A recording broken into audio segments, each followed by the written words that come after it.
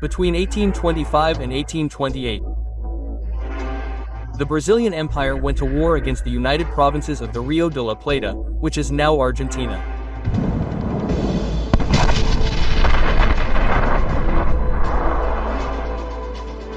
This conflict was over the possession of Uruguay, which was called the Cisplatin province. In this conflict, the Brazilian Empire besieged and planned to bombard Buenos Aires.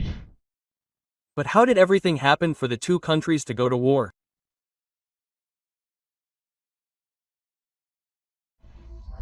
At the beginning of the occupation of South America, the territory that is now Uruguay was a vast strategic area occupied partly by the Portuguese and partly by the Spanish. Whoever controlled it would have great dominion over navigation throughout the Rio de la Plata and access to the Parana and Paraguay rivers. These rivers were used as transport routes for spices and Andean silver, which had high value in Europe. During the Portuguese occupation, Alice developed an intelligent occupation policy with the founding of mutual schools of the Lancaster method in support for the Eastern elites. On July 31, 1821, it ceased to be merely an occupied territory and was officially incorporated into the United Kingdom of Portugal, Brazil and the Algarves by King Dom João VI, under the name of Cisplatin province. The annexation was justified at the time by the alleged succession rights that his wife, Queen Carlota Joaquina, would have over the region, and also by the Second Treaty of Utrecht of 1715. Which was a peace and friendship agreement between Portugal and Spain, mediated by England. The treaty returned the Sacramento colony to Portugal. In exchange, Portugal would cede the municipalities of Albuquerque and Puebla de Sanria to Spain, which were located in Europe. The province agreed to become part of the Empire of Brazil, even sending deputies to Rio de Janeiro for the Constituent Assembly of 1823. When they attempted to draft the first constitution of Brazil after independence. But before that, it also sent documents to the courts in 1822, intending to join the empire. However, Juan Antonio Lavaleja, a Uruguayan politician and military leader, opposed the union of the Cisplatin province with Brazil and led a revolt seeking support from the United Provinces of the Rio de la Plata. The United Provinces of the Rio de la Plata had always tried to annex that strategic region to their territory and, knowing what had happened, helped the Eastern rebels, led by Juan Antonio Lavaleja, to rise up against the empire's domination in the region. To this end, the Argentinians offered them political support, as well as food and war supplies. In response, on December 10, 1825, the Brazilian imperial government issued a decree declaring war on the United Provinces of the Rio de la Plata. Brazil had a significant population advantage over its enemies. The Brazilian population was 4.5 million people. The United Provinces had 600,000 and the population of Uruguay only 60,000. However, the Brazilian regions were very far apart. Some provinces were unaware that Brazil was at war, making it very difficult to assemble an army to fight for the empire. Brazilian troops were unsupported and abandoned in the south of the country. Many Brazilians only went to war after being forcibly recruited. Therefore, in land battles, the Brazilian Empire was at a significant disadvantage and suffered numerous casualties due to a lack of combatants. It was then that Dom Pedro I decided to travel to the south of the country to observe the war firsthand and support the troops. He rode on horseback from what was then Desterro, now Florianopolis, to Porto Alegre and then arrived at Torres Vedras, where he met with some troops. Dom Pedro ordered the dismissal of some officers and attempted to reorganize the troops to face the enemy, but news forced him to leave the south of the country. Empress Leopoldina had died, which compelled him to return urgently to Rio de Janeiro.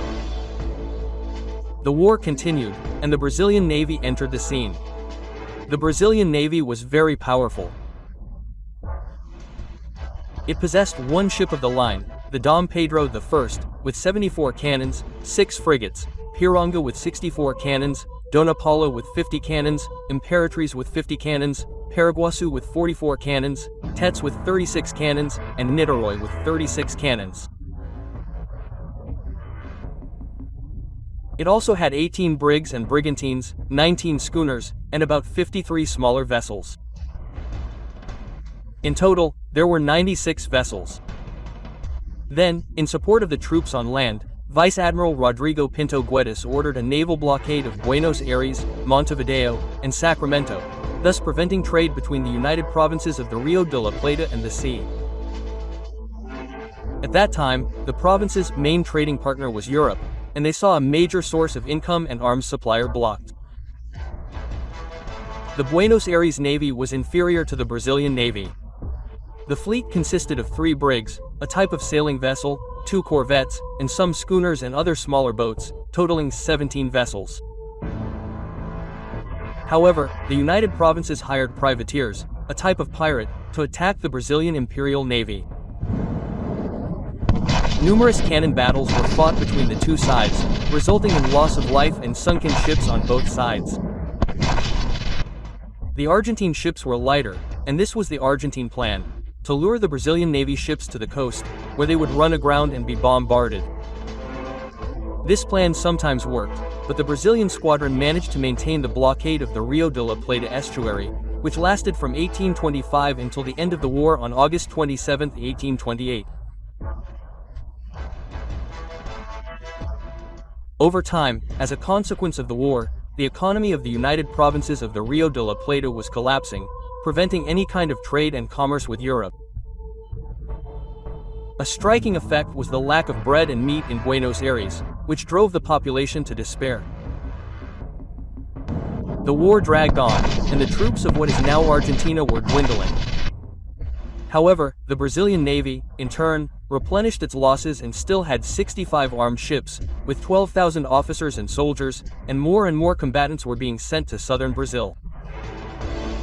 Although the United Provinces fought with ingenuity and skill on land, by mid-1828, the Brazilian Navy had secured military dominance in the naval front.